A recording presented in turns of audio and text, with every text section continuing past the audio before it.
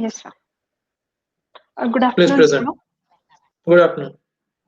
I am Radha and my teammate is Sham. Our group number is B11 and the topic for our today's course activity project is the range modeling of battery electric vehicles. So the outline of presentation is range modeling of battery electric vehicles. In that we see principles of battery electric vehicle modeling equations using MATLAB or Excel to simulate an electric vehicle. Then we see constant velocity range modeling and other uses of simulation. Correct. So now we see the range modeling of the battery electric vehicles. Like as we know, yeah, electric vehicles are limited driving range compared to the conventional vehicles. So accurate estimation of electric vehicles range is therefore a need to eliminate the range anxiety that like refers to the driver's fear of losing the energy while driving. So there are many estimation of estimation processes which are running now, but they are not accurate. So there are new processes being discovered. So one by one, we'll see the processes. Like the steps will be seen. So this is the diagram where there is a normal forward driving and the regenerative braking takes place. Here the energy flows in a classical way of in the battery electric vehicle. So first we start with the principles of battery electric vehicle modeling. Here the energy flows in the electric. Here energy flows in a classical battery electric vehicle, like as we saw in the diagram. So to predict the range, first we need to find the energy drained. So how do we find that? The energy required to move a vehicle for each second of the driving cycle is calculated, and then the effects of this energy drain are calculated. So this process is repeated until the battery is flat. So here it is important to remember that if we use time interval of 1 second, and then the power and the energy consumed are equal. So first, we'll find the tractive effort. So what is tractive effort? Tractive effort is basically the sum of all the forces. Like we see here, FTE is equals to FRR plus FAD plus FHC plus FLA plus FWA. So here FRR stands for rolling rest, FAD stands for aerodynamic drag, F of HC stands for hill climbing force, and linear F of LA stands for a force of linear acceleration, and F of WS stands for force at angular acceleration. Very So good. here to find energy required to move vehicle for 1 second, we use this formula. PT is equals to FTE into V. So here PTE is the power of the tractive effort is equal to F of T, that is force of the tractive effort into velocity. So to find the energy taken from the battery, to provide this energy on the road, we need to find the various efficiencies at all the operating points. First we will see so next we'll go to the modeling equations. So the efficiency of the gas system Ng is normally assumed to be constant Rather, because it's in not N, electric. it is eta. Sorry, sir. Efficiency is eta. This is not N, this is eta. Eta into G. Okay, sir. Thank you. The efficiency of the gas system, eta, is normally assumed to be constant because in electric vehicles there is only one gear and therefore the efficiency is very high as the gas system will be very simple. So the inefficiency of the motor and its control are usually considered together. Like as it is more convenient to measure efficiency of the whole system, we see that more efficiency varies with power, torque, and also the motor size. So we see this formula omega upon T omega plus Kc T square plus Ki W plus K W into omega cube plus C, where Kc stands for copper losses coefficient, where Ki stands for iron losses coefficient, where Kw stands for vintage loss coefficient, and C is the constant losses that applies at any point. So we come here. The next point is the insufficiency of the motors, the controller, and the gear system mean that motor power is not same as the traction power. So and the electrical power required by the motor is greater than the mechanical output power according to the simple equation or like these equations. Here P mod underscore in is equal to P mod underscore out upon eta m. Here, P mod in is the electrical power supply the power supplied to the wheels. No, sorry, sir. It's the electrical power supplied to the electric motor, whereas P mod out is the mechanical power supplied to the electric motor, and eta m is the efficiency of the motor. Here we further define P mod out is equal to PTE upon eta G. The PT is the power of the tractive effort and eta G is gear efficiency. So then later the efficiencies of this model and its controllers are usually considered together as it is uh, the electric power. Yeah, you are So correct. the You are correct. okay, sir. So then the like as I've told before, like we consider all the like we take the whole system efficiency. So we see these equations. Then later these equations are correct, but in case where the vehicle is being driven, like how the motor is being used to slow the vehicle, the efficiency works in the opposite direction. So here, electric power, to solve these equations, here the electric power from the motor is reduced. So we get this equations P mod underscore E is equals to P mod underscore out into eta m, where P mod out is further classified as PT into eta G. Then these above both equations gives us the electrical and mechanical power to the motor.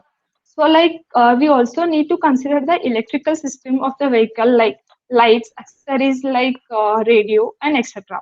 So thereafter, including all these factors, we need to average the power like we need to find the average power and then later add it to the motor power to give the total power required for the battery.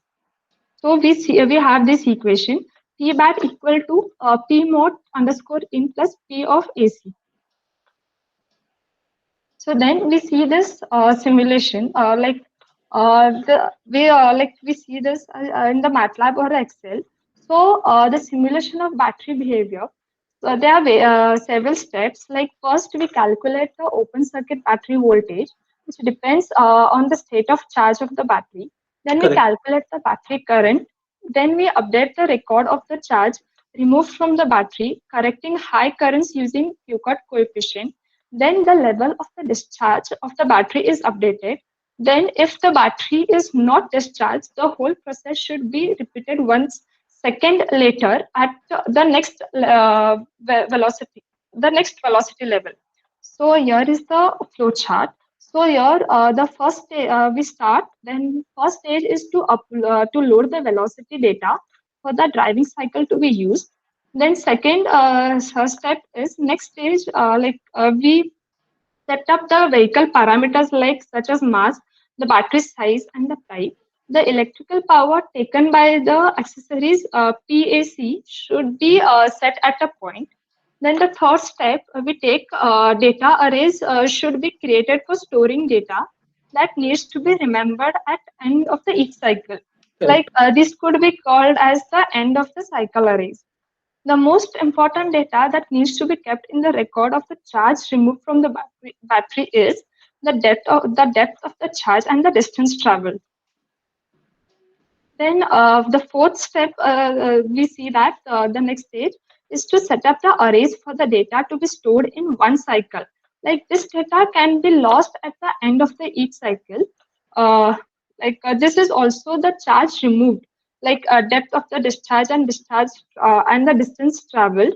But we might also save other data such as the information about the torque or the battery current, as it is sometimes useful to be able to plot this data for just one cycle. And then at the end, we see that the end of the cycle data arrays are then updated. And if the battery still has enough charge, the process is repeated for the other Right. cycle. Correct. So Very now good. we see the graph.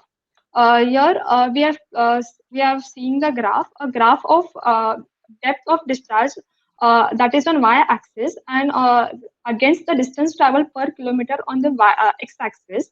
On x-axis, we see that distance travel for simulated GM EV1 electric car. So here GM EV1 stands for General Motors Electric Vehicle 1 car on the SFUDS driving cycle, where SFUDS stands for Simplified Federal Urban Driving Schedule. So here we take two cases. One case is where we use only the radio, and the other case is where headlights, radio, and heaters are on. So taking this condition and this setup, the vehicle is then put through one driving cycle using velocities to calculate the acceleration, tractive effort, motor power, uh, torque, and the speed. Then, after calculating this, this is used to find motor efficiency and electric power, or that are going into the motor. Then these are combined with the accessory power. Then it is used to find the battery current. Then this is used to recalculate the battery. So battery of the of a state of charge. So this acceleration is repeated in 1 second steps until the end of the cycle. So the end of the cycle data arrays are then updated, and if battery has enough charge, then the process is repeated to the another charge. So from the graph, we see that the vehicle range is about 130 kilometers. The major advantage of the simulation is it can be used to see a very quickly and easily the effect of changing certain vehicle parameters on the range. So in this graph, we see that we can put the headlights on by increasing the value of the average accessory power PAC. Then we can simulate the colder weather by increasing the internal resistance by 25%. Then by raising the Peucard coefficient and reducing the battery voltage very slightly. Then simulation can we can run the simulation. Then from the graph, we see that the depth of the discharge under the normal climate weather, daytime conditions and other conditions, the 80% of discharge is reached. We can see here like 80% of the discharge is reached and then drops over 90 miles to up to 70 miles. Correct. So the the officially stated range according to GM literature, it is said that 50 to 90 miles will be depending on the condition. So from this above simulation, we further we can confirm that we could further adapt to the program to include hills or more demanding driving, which would be below 70 miles figure. Further, it will be continued by Sham. Very good. Very good presentation. So you have explained the things very well. And Thank you, you are sir. visible as well. That is very big thing today. So today we are finding that a lot of people are going, a lot of people are not visible. So you have visibly explained everything. Very good. Yeah, Thank you, Sham, sir. please make yourself visible and Yes, sir. present the thing. Radha, you can uh, mute Yes, your sir. video. Am I visible, sir? Yeah, you are perfectly visible. Please explain. Good afternoon, everyone. So today I'll be Good afternoon. explaining the constant velocity range model. So I would like to start with basically explaining what is constant velocity range. So as we know, range refers to the distance an electric or hybrid vehicle can travel before its battery needs to be charged. So the range of the electric vehicle basically depends on the capacity of its battery. That is the amount of electricity it is able to store. So the main factors which, according to us, are the two factors that are the power of the motor and the vehicle driven. So how can we optimize the range of an electric vehicle?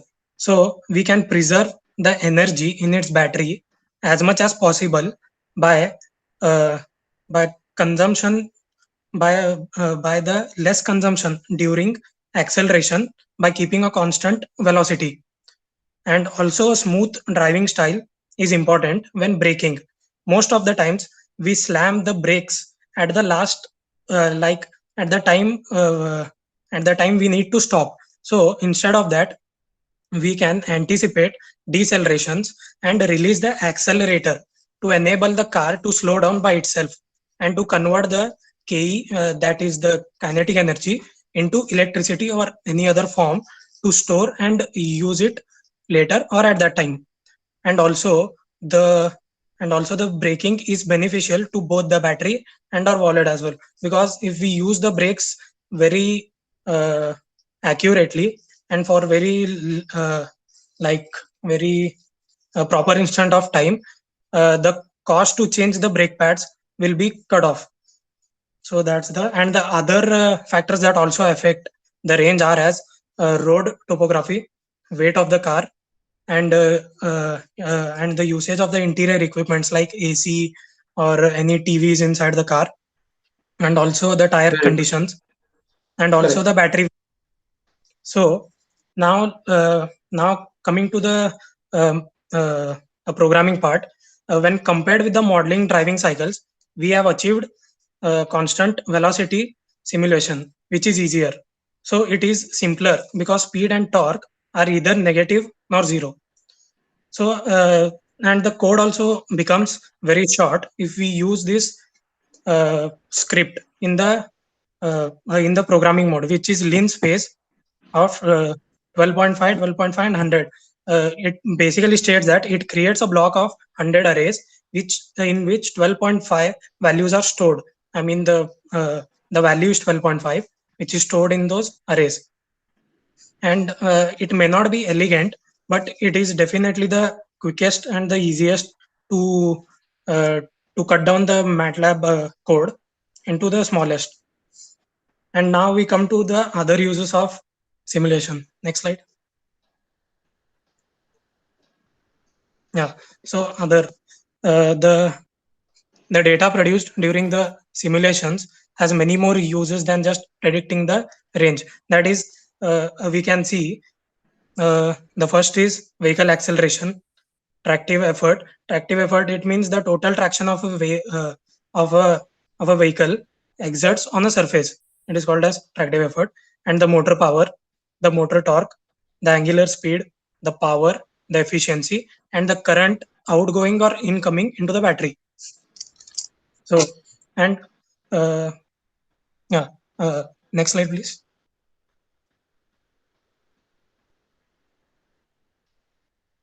Yeah. So plotting all these over a single cycle is very instructive and can be done using the MATLAB. So the basic principle is to create two arrays like X data, X data and a Y data. And basically to calculate or plot any graphs, we need to store the X and Y locations with some variables we are interested in. Like as we can see here in the X data, it is means it is a proper proportion of time interval in the x-axis, and at the y-axis we have the power output. Uh, so next slide. So as we can see here, as the time interval is going on, we can see some variations in the power outputs. So at a time, there is a power output of 12 kilowatt, which is at a highest. So I guess maybe there was some steep, some obstacles. So the power output was at its highest, means at its highest at that instance. But as we know that the GMEV have a maximum output rate of 100 kilowatt, but in the graph it is only up to 12 kilowatt. So it shows that the it shows that the SFUDS have not tried hard to check the power output of the